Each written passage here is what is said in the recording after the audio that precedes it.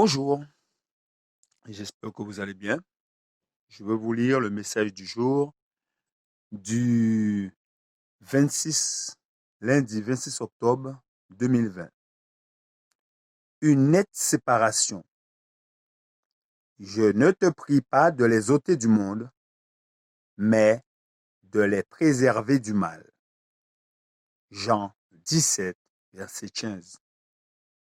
En leur qualité de porte-étendard de Dieu, les chrétiens doivent se distinguer du monde, montrant par leur vie l'influence transformatrice de la grâce du Christ. Ils sont destinés à s'asseoir avec le Christ dans les lieux célestes, afin de donner au monde, aux anges et aux hommes, une révélation durable du monde céleste. Ils feront entendre la parole de vie, avertissant les hommes des obligations de la loi de Dieu.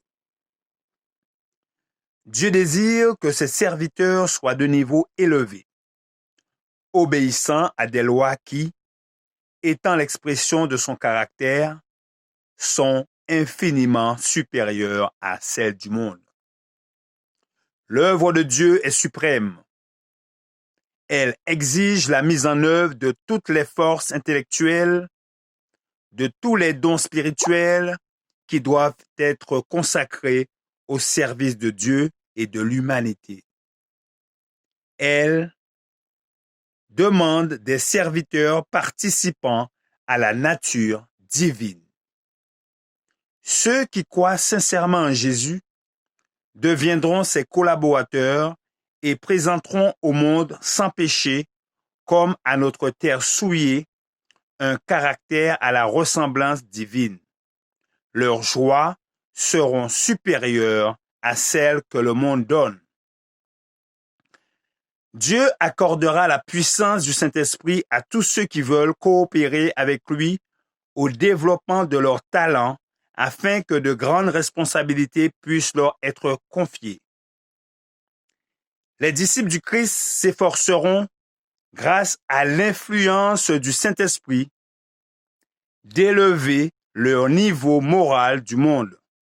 Ils ne s'abaisseront pas eux-mêmes dans l'espoir d'aider les autres à monter. En toutes choses, par leur parole, leur attitude, leur esprit, ils se distingueront des incroyants et des mondains.